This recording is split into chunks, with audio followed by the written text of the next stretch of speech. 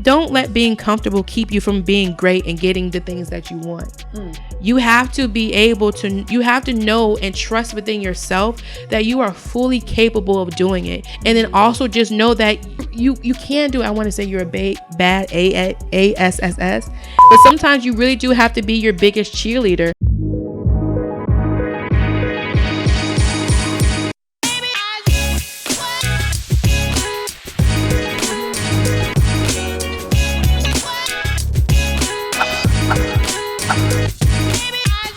Welcome to the Strong by Choice podcast, where our purpose is to inspire women to be bold about their intentions and to take massive action working towards their goals in all areas of life.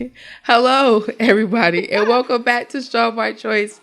My name is Desirae. My voice is crackly, but you can still call me Cosmic Ray because I get sit. Ooh. My name is Susan, better known as Susie Savage. I can't stand Desirae. Oh my goodness. So this episode is titled Escapism. Well, this episode we're going to be talking about escapism. So I'm first going to start off by reading the actual definition of escapism if anyone doesn't know what it is. I don't know what it is. All right, here we go. So escapism is the tendency to seek distraction and relief from unpleasant realities, especially by seeking entertainment or engaging in fantasy. Video games, drugs, social media, Netflix, all that stuff. all of that. So escapism has recently been brought up to me. There's a certain woman that I've been following for a long time. Her name was Desirae, but now she goes by Osset. I think she changed it again. This is like her third name changing. She's into really into the spiritual practices. What's her real name? Her real name is Desirae, and then she went to Osset Netrugaya, and now she's Osset Eros something. This is her real. Never mind. Anyway, but she started talking about escapism and how sometimes we can use.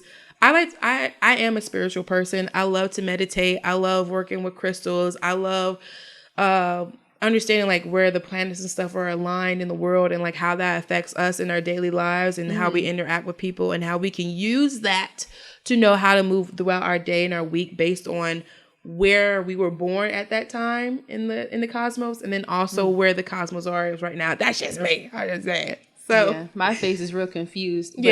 But that's what she be talking about. That's what I be talking. I be knowing though. Some of the stuff low key makes sense because I'll like be in a bad mood or be like, I don't know why I feel this way, and she's like, well, actually, Jupiter is aligned with the moon today and the gravitational pull, so you feel this way because.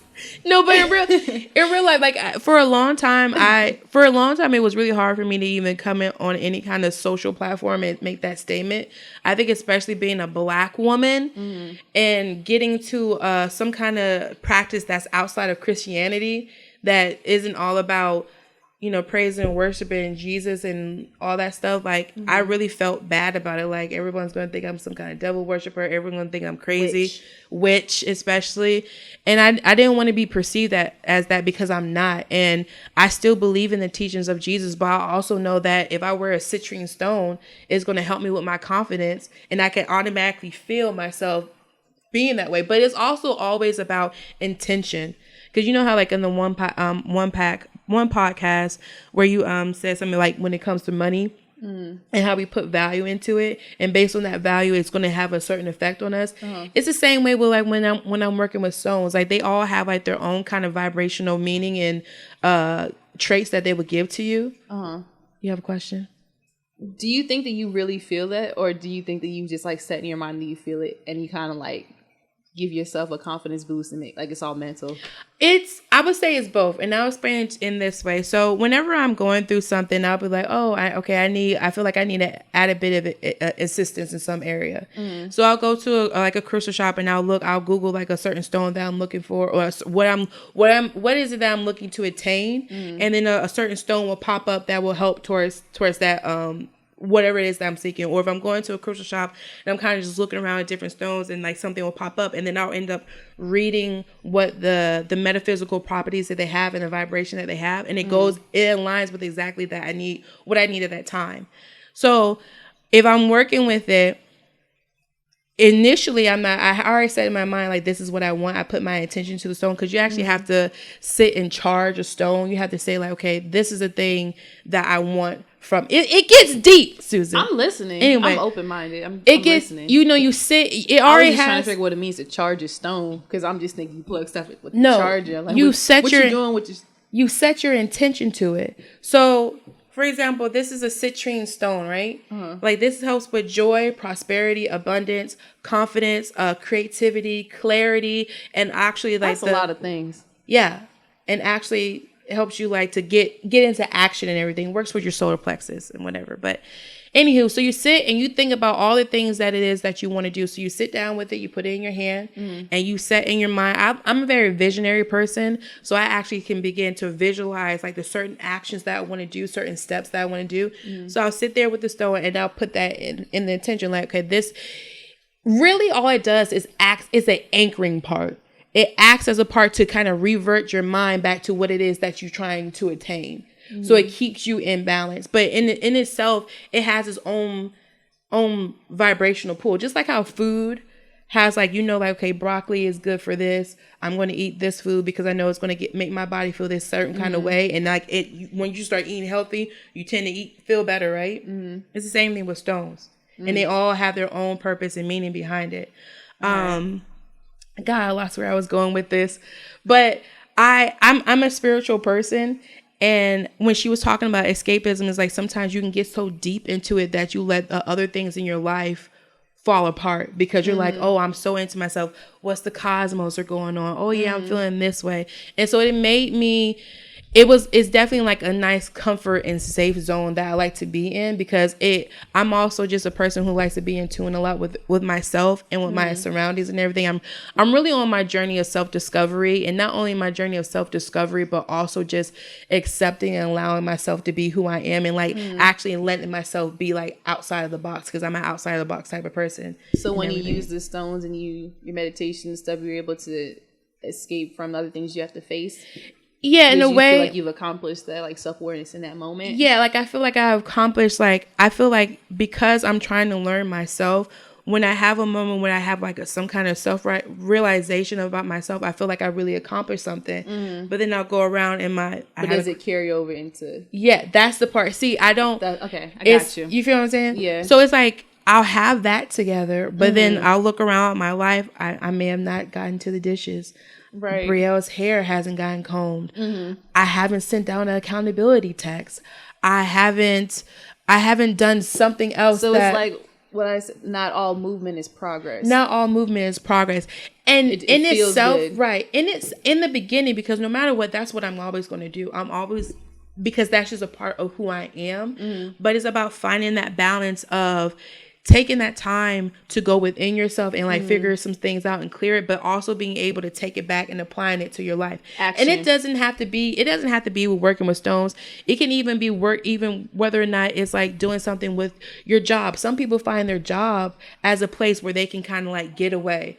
Or where you they know don't what have, else? Like a lot of people would do like a lot of self-help courses or like masterminds.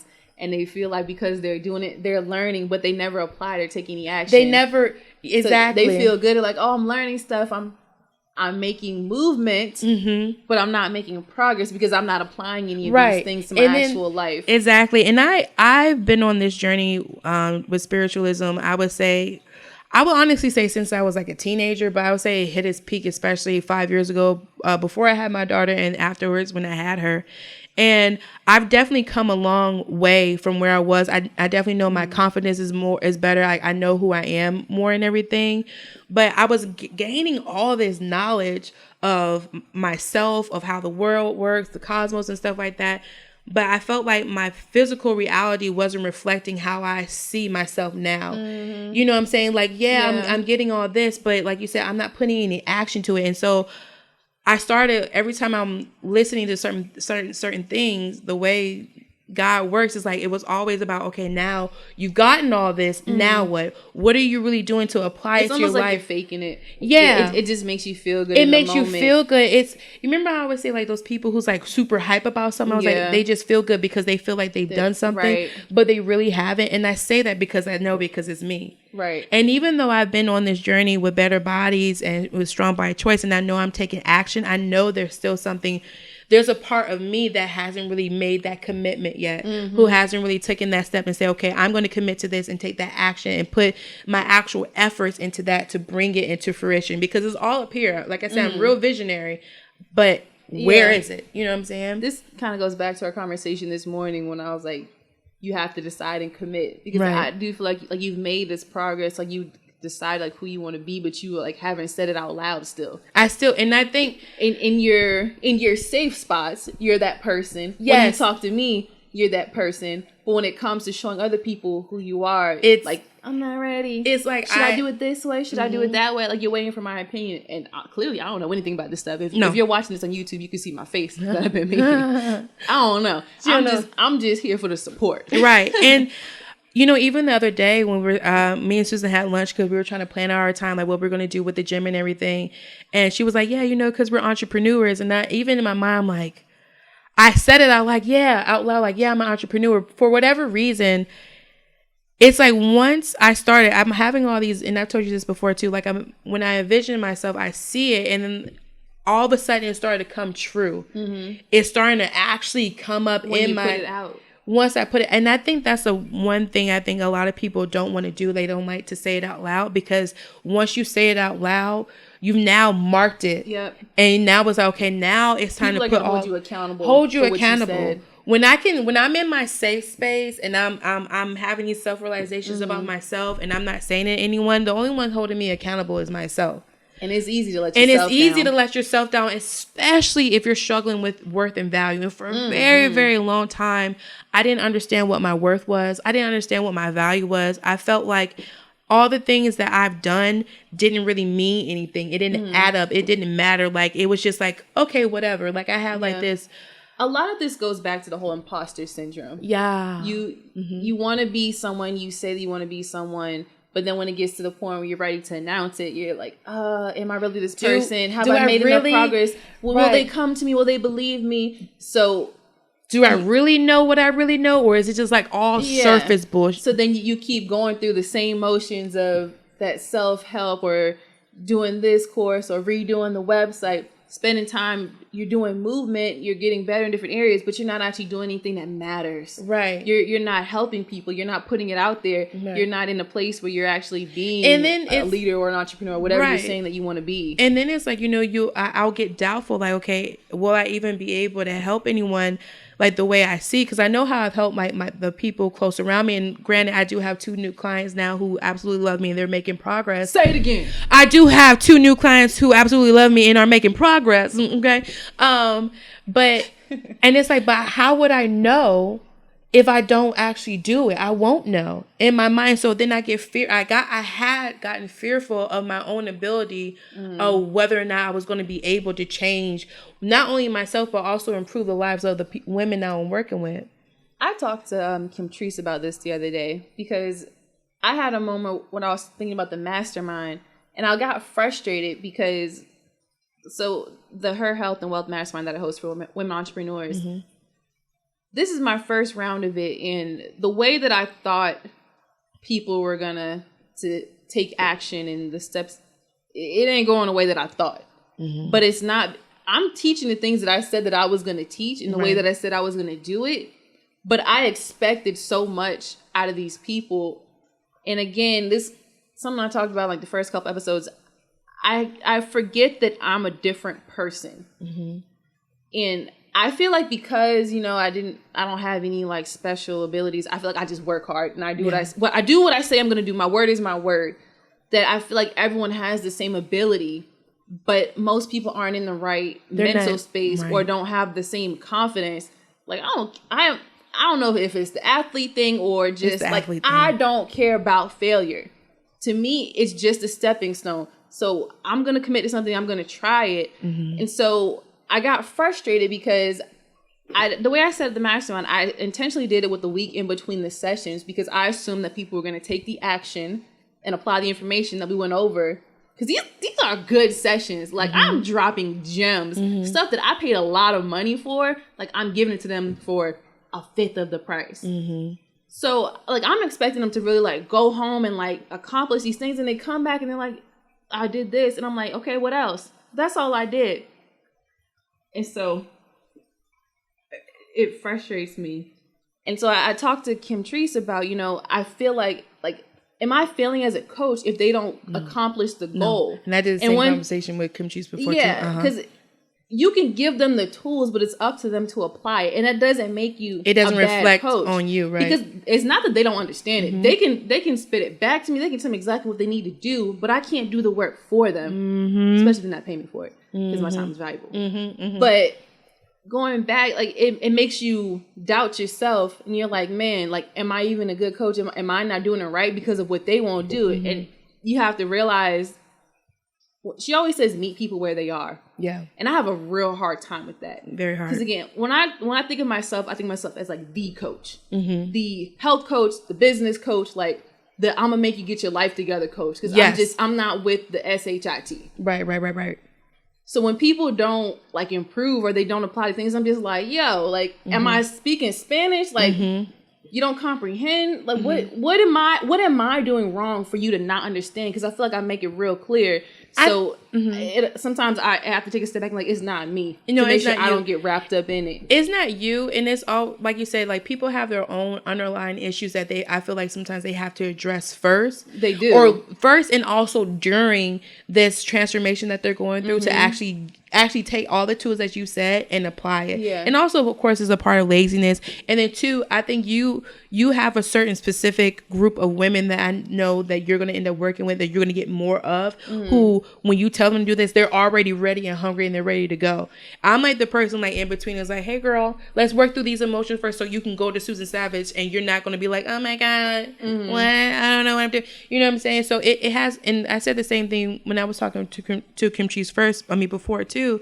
Kim Treese is our therapist, by the way. Yeah, she's our therapist. She's absolutely amazing. Kim Treese Slaughter. Yeah. Hummingbird. If you're a black woman, she's awesome. She's amazing. Not that white women can't go to her too. She But only works with women, but to feel a nice, comfortable space. And that's a whole nother conversation. Black women in therapy. We'll get on that another day. Yeah. But dang, what was it saying? I was talking conversation with her, and I was like, are they going to get it? Like, I don't want to tell them anything wrong, and it doesn't work for them. It's like, well, if you know what you're giving is solid information and it's something that helped you, then it doesn't matter what happens. I mean, I can't take on everyone else's responsibility and then make myself feel bad. Like I feel like if anything, we can use that information to maybe change certain things in the program, but for the most part, it's always going to be on that person. Right. So, getting back when I was talking about with escapism, I always went to my safe spot, and, you have to know the difference between relaxation and knowing when it's time for you taking a break and also just being lazy. I mean, it is what it is. Sometimes your relaxation can go a little bit longer. And then some people might be like, oh, well, when do you know when to jump back into things and when when you had your break? For me, I know when I've gotten past like my relaxation part is when I start to get irritable and agitated with myself and also with the people around me. And I'm only irritable and agitated with myself is because I know deep down I'm not doing everything that I know I should have done. Like, we have to write these blogs for the Strong by Choice website, and I'm laying in the bed in the middle of the night. I wake up, I'm like, what are you gonna write about? Like, I couldn't sleep because that was in the back of my mind. So I got up. Some real anxiety. That's real anxiety because I know, like, I borderline could have said, oh, well, let me just lay back in the bed because I'm tired and I know I have to come up here this morning and do the podcast. But I got up and I started typing. And even though initially I didn't know what I wanted to do, I just started typing some stuff. It still jumbled up. But afterwards, it started to get in the flow. I'm like, okay, now I know exactly where I am. But I knew I had to push past that laziness and that I want to get in my safe spot. I need my extra bit of rest. There's a time to rest and there's a time to act. There's a time for war and there's a time for peace. Bible verse it. I feel like, so now thinking about that, like the excuses that you give yourself go back into that escapism too. It does. The lies that you tell yourself, or the issues that you cling on to. I'm not ready, whatever. And it goes back to fear. Apologize. Yeah, it goes back to fear. And and I was telling Solomon this earlier today too. I had a certain our producer, he's amazing. Solomon Hayes, what's your company name again? Hayes Lens Photography. Hayes Lens Photography. Solomon Hayes, he's amazing. He's very, very professional. You guys should look him up. I tag him in all the posts. Oh, that's true. He's in the post. And I was telling him today, like, when I decided that this is exactly what I wanted to do and I started to speak it out loud and everything, my normal has changed and I'm still trying to hang on to my past normal. And it's just not what it was. My past normal was waking up, being with my daughter, playing with her, watching TV, going to the park, cleaning up the house, making my husband coming home, cooking dinner and stuff. Even though I still faltered on that a little bit. If you guys don't know, I am a Navy wife for 10 years. So I was a housewife for a long time, especially when I had my daughter. But that's not where I am no more. I'm in a spot where I'm a businesswoman. I'm an entrepreneur. I have a business, a lending ear. You know, I'm Cosmic Ray. Her daughter's in school now. My daughter's in preschool, and which is the reason why I put my daughter in preschool, because I knew, like, once I put her in preschool, time to pivot. And after I did that, I started making money with my lending ear business. Funny how that works. And so when I go back to my safe zone, it's going back to my old normal, but that's not me anymore. Right. So it's also been having the ability to let myself know, like, it's time to move on. It's not really letting go, because no matter what, that's still a part of who I am. Right. But it's time for me to pivot. Acknowledge who you're evolving into and being okay with it. And it's, you know, at first I was really fearful of it, like, oh, I'm going to fail. Nobody's going to get me. And it's like, what does it even matter? I want to punch you when you say that. I know. But I'm at a point now, like, it doesn't matter if anyone's going to get me. It doesn't matter if I'm going to fail or not. Because at this point, I'm doing myself a disservice. I'm dishonoring myself of not applying who I am and giving myself to this world. And so now that irritability and that irritation and that agitation and having an unnecessary attitude is not because someone did something to me. It's because what I'm doing to myself. This is what, in the episode before this, we talked about being weak. Yeah. And I was like, sometimes you got to check yourself. Yeah, I be checking me, but yes. Like, you have to realize, like, who you are, the excuses that you tell yourself, and call yourself out. Yes. Because if you continuously let yourself fall into the same habits, into the same routines, and then get mad at yourself, but don't do anything about it, you're just doing the same thing. Right. You have to keep yourself You got to look in the mirror and be like, yo, like, this is it. You have to make that decision. And it really takes one decision for you to change your whole life. Right. One decision and sticking with it. Right. So, again, we talk about this all the time. You have to accept who you are and to not be afraid to, like, own your flaws. Yeah. And surround yourself with people who can keep you accountable and keep you on track, and not people who are going to coddle you and feed into your excuses. And you have to know, it's okay, baby, you're not ready. It'll happen. No. You have to know the difference. Once you know that there are certain changes that you have to make, you have to start to become, and this is like one of the things I always say for my my mission when I say a lending ear, you have to start to become more aware of yourself. You have to start saying, okay, like you said, this is where I am. You have to own it. You have to own it. And then on top of that, even when you say, you know, being around those people who are, you want to be around people who are going to encourage you and everything. But if you know you're trying to go to this level and you're trying to change yourself, change your habits, change how you spend your day, level up, and all that stuff. And if you're around people who coddle you and say, oh, baby, it's okay. You know, you tell them like, oh, I'm not sure. And they're like, oh, maybe you should wait. If that's not aligning with what your soul and your spirit and your inner voice is telling you, you have to put yourself in a different situation where you're around those people, like you said, who's going to uplift you. Because when you keep being around those people who's going to coddle you, that's, again, a form of escapism. It's like, oh, yeah, you know, they understand me. And people can still understand you in different family. Right. And we talked about, you know, changing your circle and not letting your family define you. Right.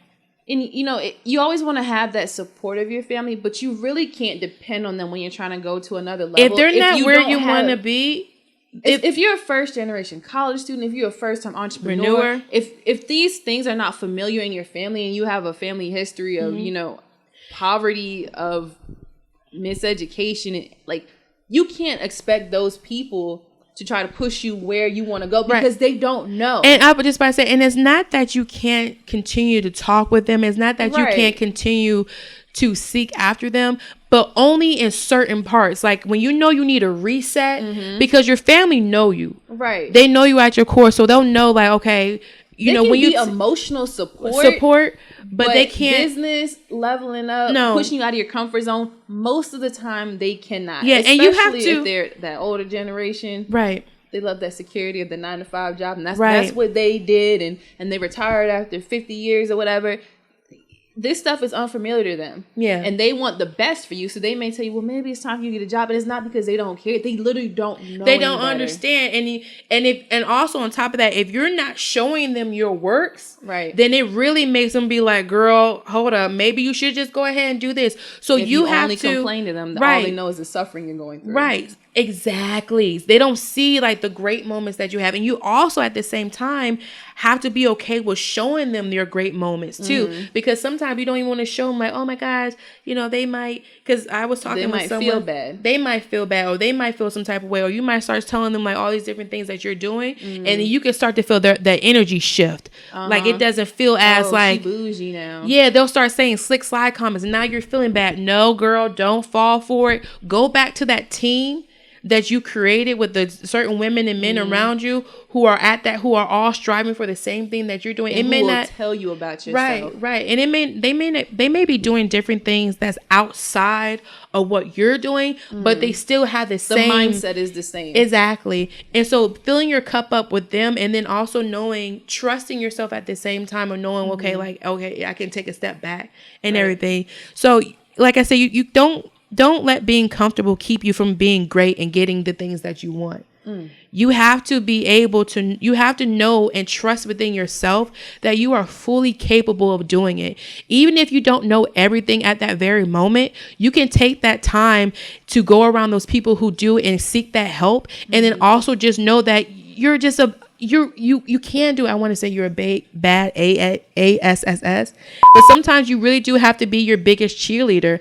And then, you know, one of my missions especially is working with women who are givers and who are the ones, you know, always want to go and help their family and friends, knowing that you can have that exact same energy, that exact same intensity for yourself. Because once you start to give it to yourself, you're able to be of service to everyone else around you so much more. But if you're just spewing it out, and again, that even is a form of escapism. Let's get real with it. I have to take care of my family. I gotta take care of my family. I gotta be at every event for my kids. My kids and all this stuff. I gotta be there when my husband comes home from work. And again, you'll know, when you start to get in tune, which is why I like to work with crystals and stuff like that and meditation. When you start to get in tune with yourself and you start to get in tune with that God presence within yourself, you're going to know when to, all right, I'm working. All right, now let me shift. All right, it's time to be with my family. You're going to know. And when one part is going to be out of balance, then you're going to know like, all right, let me shift my focus here.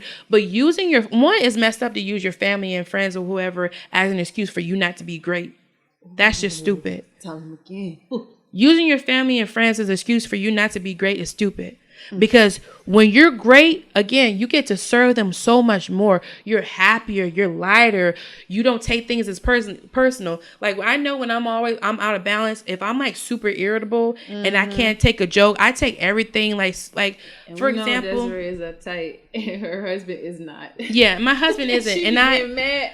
I had to apologize to him today. Like I acted a whole mess yesterday at King's Dominion, and I'm big enough now to say, you know, I was wrong because I allowed myself to tap into my emotions. And it's okay with tapping into your emotions, but knowing when to cut that mess off. Like, for example, my birthday was on Thursday. I'm 29. Whoop, whoop. Hey, happy birthday to me. Woo.